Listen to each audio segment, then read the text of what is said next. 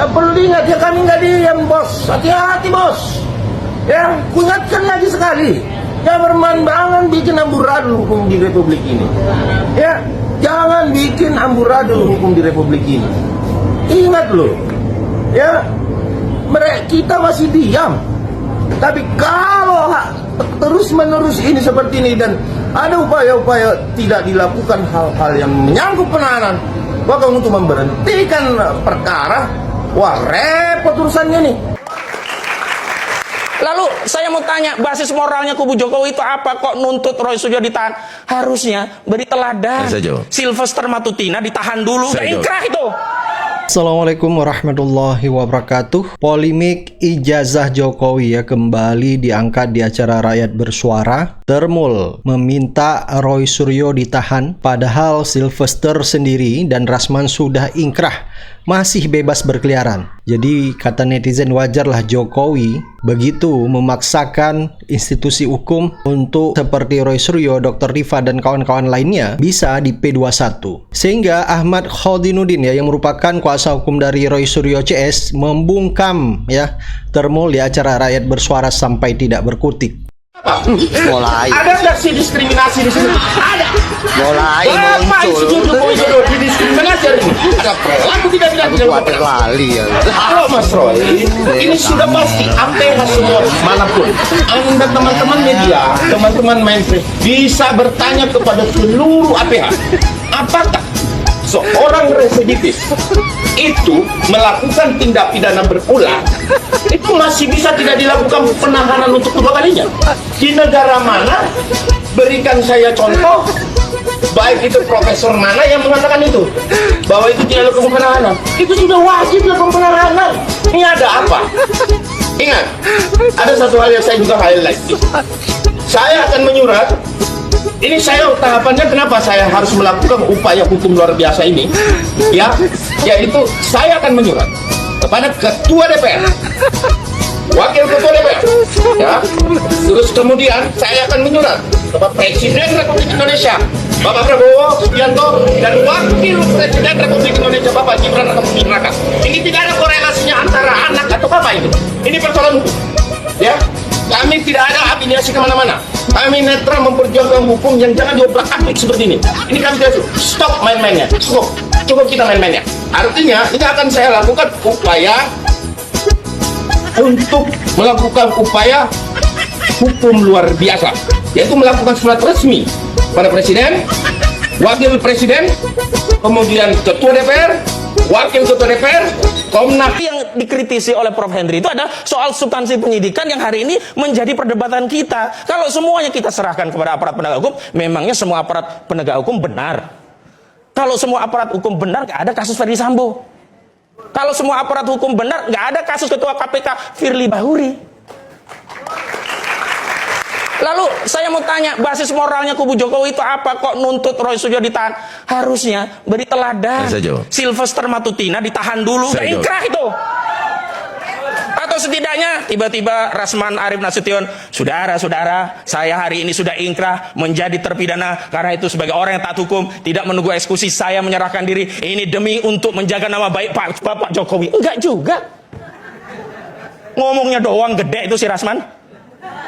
Lalu begini, kalau kita mau berbangsa, bernegara, masuk ke material.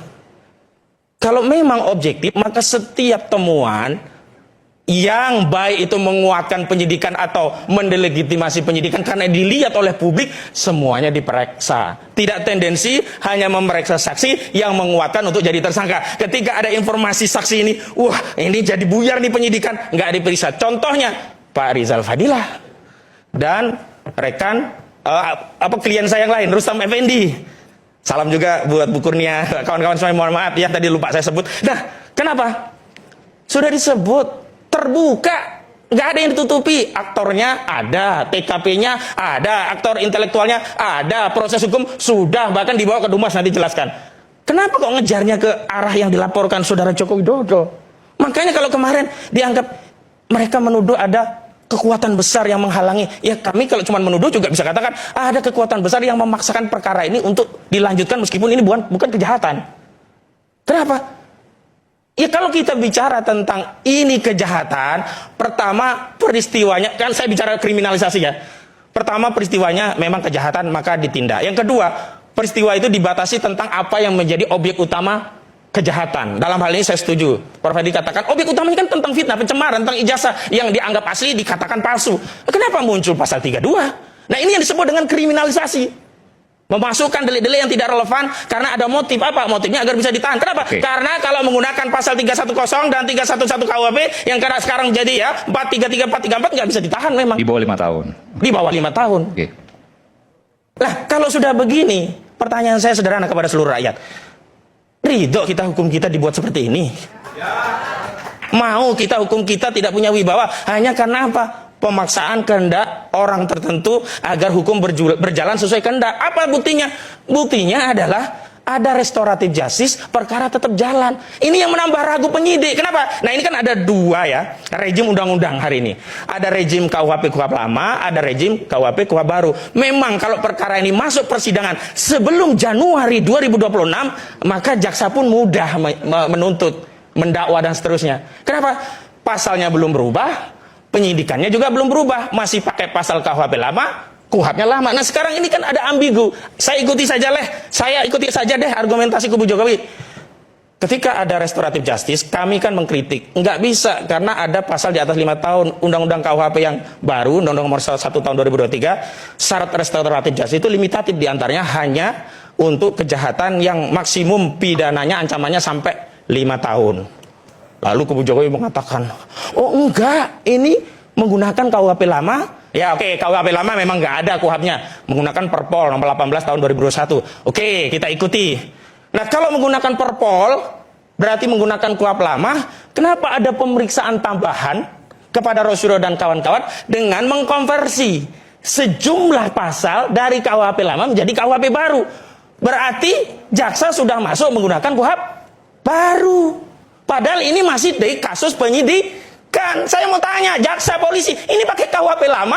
Pasal dugaan ya yang kemudian disampaikan. Lalu ini kemudian ada permainan antara Pak Jokowi dengan penyidik, dengan penyelidik polisi dalam hal ini yang kemudian merugikan warga negara. Itu kan harus kita klarifikasi. Ya. Silakan. Jadi itu menurut saya halusinasi. Halusinasi. Iya. Jadi apa yang disampaikan? Tidak sampai 5 tahun harusnya tadi disebutkan juga. Iya, jadi apa yang disampaikan sama beliau kan itu pandangannya beliau. Coba kalau dianggap pandangan, cari pasal yang menyebutkan bahwa fitnah pencemaran baik itu sanksinya di atas 5 tahun. Ya, jadi kalau kita Sudah cari aja pasalnya. Kalau memang iya. Jadi kan sekali lagi saya tegaskan bahwa apa yang disampaikan beliau kan itu pandangan beliau. Ini kan ini ada Pak Ugro juga nih. Ini kan domainnya penyidik nih. Yang disampaikan sama Bapak itu kan Pak Jokowi kan adalah suatu peristiwa. Ada suatu peristiwa nih diduga mencemarkan nama baik dan memfitnah beliau dengan ada unsur-unsur menggunakan ITE. Oke. Kan gitu nih. Maka disampaikanlah pasal-pasalnya 310, 311, 32, 35 dan sebagainya, gitu kan. Yang diduga dilakukan oleh si A, si B, si C dalam penyelidikan, kan seperti itu. Jadi artinya itu kan domainnya penyidik. Kita menyampaikan ada suatu peristiwa, ada bukti-buktinya, ada bukti-bukti mengenai ITE juga, ya diperiksa. Yang menentukan pasal polisi. Kita yang menentukan pasalnya. Tetapi itu kan adalah dugaan. Ini saya sekaligus memberikan informasi mengenai suatu laporan. Kenapa ini harus klarifikasi? Karena begini, jangan sampai kemudian punya persepsi bahwa ini seharusnya di bawah 5 tahun nggak bisa ditahan, tapi kemudian karena ada penyelundupan pasal, maka Sepakat, Bung Aiman. karena ada penyelundupan pasal, dugaan ya, yang kemudian disampaikan, lalu ini kemudian ada permainan antara Pak Jokowi dengan penyidik, dengan penyelidik polisi dalam hal ini, yang kemudian merugikan warga negara. Itu kan harus kita klarifikasi. Ya. Silakan. Jadi itu menurut saya halusinasi. Halusinasi. Iya. Ini kita udah bahas loh. Saya ngomong ini di sini mungkin udah beberapa kali. Dan kalau kita lihat ya, polemik ijazah palsu ini semakin membuat Jokowi tertekan karena cukup banyak bukti-bukti baru yang diperlihatkan. Bahkan Michael Sinaga yang mendapatkan salinan ijazah Jokowi di saat pencalonan 2014 dari PDIP. Begitu juga dengan Dr. Tifa, bahkan menyiapkan guru besar, 3 guru besar ya, untuk memastikan bahwa foto di ijazah Jokowi itu bukan Jokowi. Berkas Jokowi di DPP, PDI Perjuangan hanya ada tahun 2014 sisanya. Ada di mana ya? Yang kita buka saat ini adalah calon presiden 2014 saja ya Pak ya. Nah, dan ada jawabannya seperti ini. Saya bacakan nggak apa-apa ya, ini kan sudah publik toh. Terkait pendaftaran Joko Widodo Wali Kota Surakarta adalah yang ada adalah surat rekomendasi. Surat rekomendasinya, tapi itu hanya memang internal partai sebenarnya. internal partai merekomendasikan bahwa memang ini loh calon yang kita mau usung. Jadi itu pasti dari DPP, tetapi berkasnya adanya di Solo, di DPC PDI Perjuangan Solo. Jadi next saya akan minta kawan saya untuk mengirim suratnya secara fisik, tetapi saya kirim secara email juga nanti ke DPC PDI Perjuangan Solo dan DPD Jakarta ya, Provinsi DKI Jakarta. Dan saya yakin keduanya akan memberikan seperti ini juga. Semoga ya. Kalau Amin. kita tidak beberapa partai, Ya. kalau beberapa partai berarti mungkin ada penting. Seingat saya Pak Joko Widodo itu mencalonkan diri di Solo hanya PDIP sendiri. Seingat saya waktu itu ya. Itu menarik juga tuh Pak. Keterangan Bapak barusan itu, kalau beberapa partai itu kan alasannya yang 2019 tidak dalam penguasaan PDIP. Iya, dan sekretariat itu bukan di DPP PDI. Oke. Jadi kalau seorang calon presiden diusung banyak partai, mereka membentuk sekretariat tersendiri. sekretariat sendiri pemenangan ya.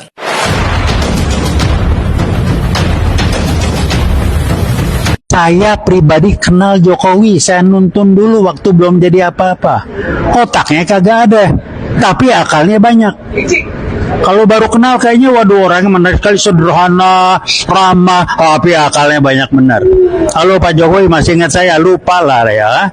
Jadi udahlah, ini pelajaran buat kita. Jadi kami hanya meneruskan agar ini jadi bukti dan fakta sejarah untuk generasi mendatang bahwa pernah kita mengalami dan memiliki punya mantan presiden atau presiden 2 kali yang berhasil menipu dan mengelabui segala macam. Cukup sekali. Ya, ini pembelajaran biar bangsa ini ke depan tidak lagi mau dibodohin sama orang-orang seperti itu. Terima kasih. Wassalamualaikum warahmatullahi wabarakatuh. Veritas, probitas, justisia itu moto kami. Terima kasih. Assalamualaikum. Ibu Kurnia Tri Rayani. Bismillahirrahmanirrahim. Assalamualaikum warahmatullahi. PDI Perjuangan pun harus bertanggung jawab. Jadi gini, gue jelasin sekali lagi masalah ijazah palsu ya. Legalisir itu sebagai bukti. Oke. Iya dong, bahwa ijazah, berkas apapun itu, mau surat nikah, mau ijazah, itu berarti asli. Nah, PDI Perjuangan ini tidak pernah meminta ijazah aslinya Jokowi kan? Ketika pencalonan dari mulai wali kota sampai presiden, yang diminta syaratnya itu fotokopi ijazah yang sudah dilegalisir. Buat PDI Perjuangan, ketika ijazah dan semua berkas-berkas yang sudah dilegalisir sesuai aturan dan undang-undang itu adalah bukti kebenaran bahwa otentik itu adalah sah, asli, ya sudah. Nah, untuk memverifikasi, membuktikan ijazah itu asli dari hasil legalisir, ya KPU dan semua yang terkait.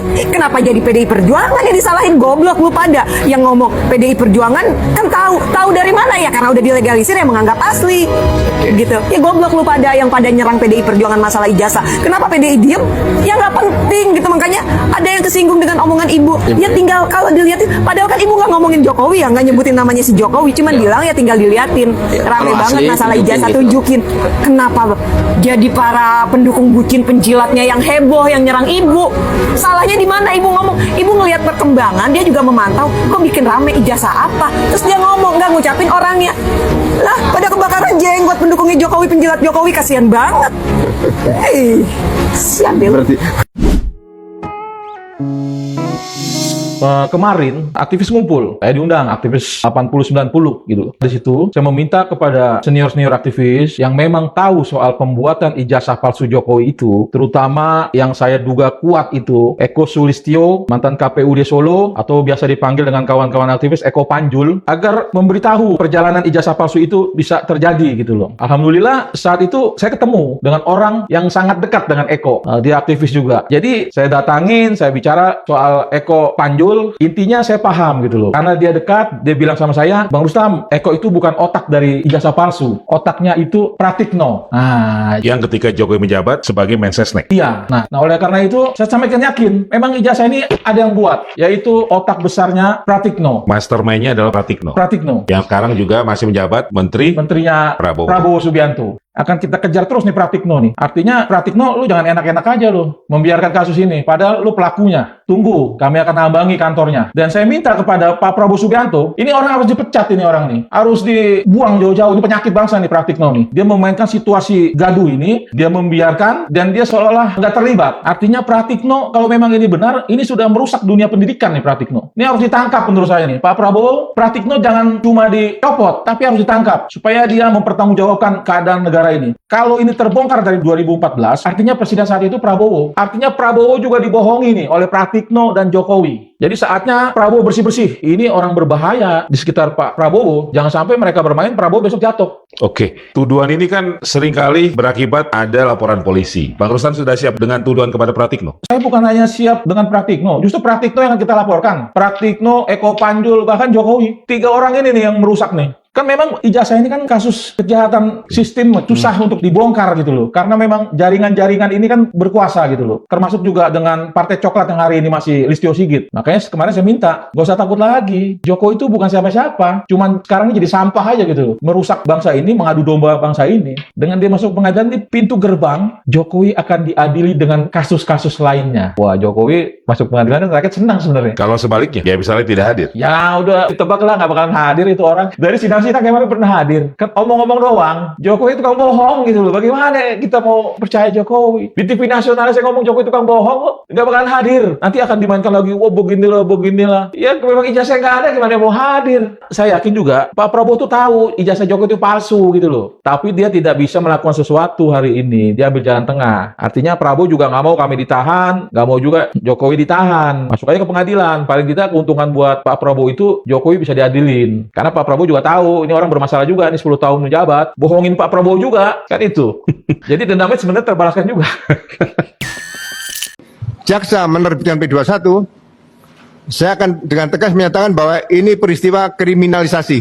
Kalau jaksa menyatakan itu P21, ya saya pernah katakan, saya akan belajar nanti kepada jaksa bagaimana menerbitkan P21 tanpa laporan polisi, tanpa berkas, tanpa ada surat perintah dimulainya penyidikan kembali setelah ada surat perintah penghentian penyidikan. Jadi masyarakat jangan bingung nih. Kalau ada laporan polisi, ada surat perintah dimulai penyidikan, kemudian diproses, terbit surat perintah penghentian penyidikan. Nah, setelah ada surat perintah penghentian penyidikan, apakah bisa diterbitkan baru kembali surat perintah dimulai penyidikan lagi terhadap beberapa tersangka yang belum minta maaf seperti itu. Nah, aturan ini tidak saya temukan dalam KUHP. Ya. Kemudian unsur-unsurnya. Ya kan, unsur-unsurnya apa sudah cukup dibuktikan.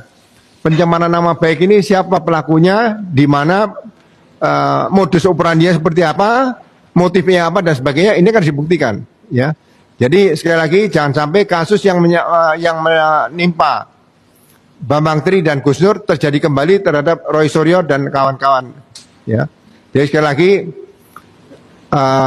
penyidik maupun jaksa penuntut umum tetap harus memperhatikan pasal 8 Undang-Undang nomor 8 tahun 81 tentang hukum acara pidana. Kemudian definisi penyidikan, ya di pasal 1 biasanya dijelaskan definisi penyidikan itu adalah tugas penyidikan dalam rangka mencari dan mengumpulkan bukti atau alat bukti kalau sekarang KUHP yang baru. Dalam rangka membuat terang suatu perkara pidana dan menemukan pelakunya. Yang terakhir itu menemukan pelakunya. Nah, pada saat penyidikan pertama kali itu pelakunya ada 8, sudah ditemukan 8, kemudian dibuang 3. Nah, membuang pelakunya 3 ini diatur di pasal 1 KUHP juga tidak di pasal 1 KUHP juga tidak ada. Bagaimana cara menghilangkan pelaku dari pelaku yang sudah ditetapkan jadi tersangka di sini? Ya, ini memang membingungkan, tapi memang ke depan masyarakat harus melek hukum, tahu hukum acara pidana sehingga ke depan nanti hukum itu akan tetap ditegakkan walaupun katanya langit runtuh ya, tapi kan langit nggak mungkin runtuh di situ ya.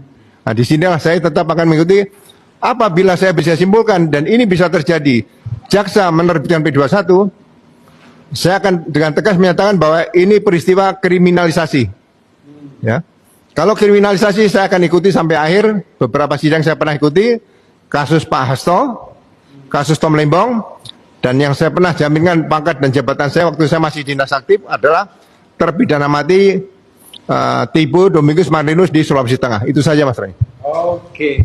Dalam pernyataan di Reskrimum dan dengan mengutip jaksa itu berat yang mana dan sebenarnya mau kemana sih arahnya pernyataan tersebut? Silakan.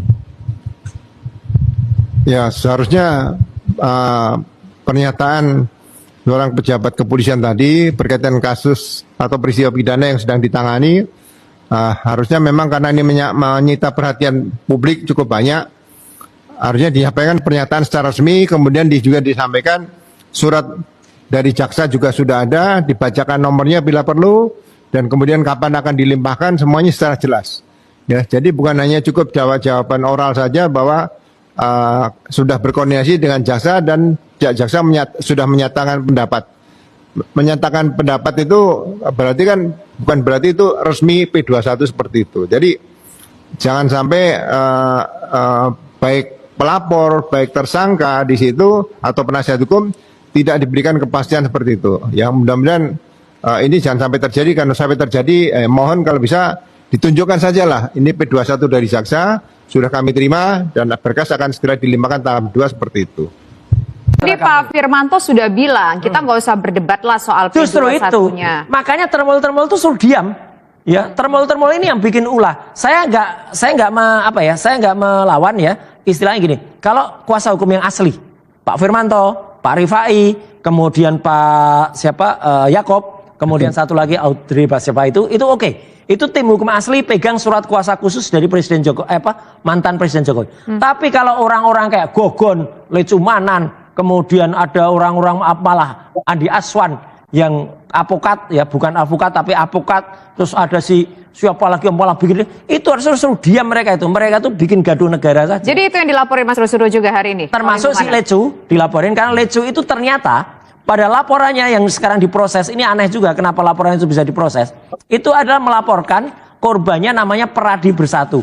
Peradi Bersatu itu organisasi atau orang? Kalau organisasi, kenapa organisasi itu punya satu perasaan? Ini harusnya nggak boleh jalan. Dan ternyata itu masuk, kemarin kita konsultasi ke penyidik, kita konseling, ini masuk dengan dia sudah menempatkan perbuatan palsu ya atau berita bohong ke dalam akte resmi. Masuk dia. Jadi dia sudah kita laporkan di Sili Cumanan. Kalau si omon-omon dokter palsu itu, ya dokter palsu itu kita laporkan respon itu karena dia melakukan sebuah perbuatan yang sangat nista ya, mengulas lagi masalah yang sebenarnya masalah itu udah inkrah. Inkrahnya itu bukan hanya inkrah soal buku. Bukan, soal itu isu lama banget tuh, isu sudah 7 tahun yang lalu. Dia tuh kudet sengaja ini orang ini cari gara Bandung, tapi kemudian besok insya Allah akan juga melaksanakan seperti yang kami lakukan, yaitu wajib lapor. Yang pertama, ya saya ingin menegaskan bahwa apakah jawaban kemarin, ya apakah statement pers yang dilakukan oleh Direskrim Polda Metro Jaya, Bapak Kombes Iman Imanuddin, itu adalah jawaban dari perkataan surprise gitu ya. Itu sama sekali bukan surprise, ya. Itu door prize namanya, ya.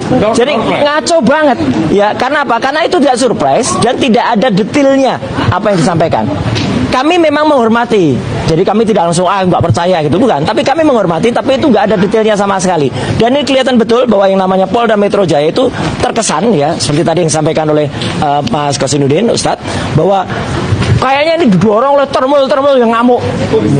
Termul itu ngamuk semuanya. Sampai katanya yang ada di Solo tuh Raja Jawa palsu tuh gebrak meja gitu.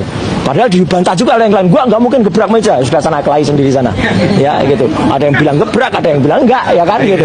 Nah, kelahi sendiri sana. Nah, yang menarik adalah begini, teman-teman semua. Jadi di sini kemarin muncul istilah yang sebenarnya istilah itu bukan istilah yang baru bagi teman-teman para kuasa hukum yang mereka mengerti ya. Tapi ini saya ingin sampaikan juga pengetahuan kepada semuanya, karena ini juga ada referensi ini di WA grup kami, di WA grup TAK ya, bahwa urutan-urutan dari P21 itu apa ya, dan itu berdasarkan apa. Jadi jangan sampai seperti termul-termul orang bilang P21 ngerti nggak artinya P21? Nggak ngerti mereka sebenarnya. Pokoknya asal teriak frekuensi. Ayo P21 frekuensi apa gitu. Karena sebenarnya itu sesuai dengan keputusan, saya baca supaya tidak salah ya. Gitu. Jaksa Agung Republik Indonesia nomor 518 /A/J/A 11 tahun 2001. Jadi ada urutan P itu ya, mulai dari P1 sampai dengan P53. Dan P21 itu diawali dengan P18 dulu. P18 dulu itu adalah untuk memberikan berkas ya, gitu. Jadi hasil penyelidikan belum lengkap, itu P18. P19 itu pengembalian berkas perkara untuk dilengkapi. P20 itu ada pemberitahuan bahwa waktu penyidikan telah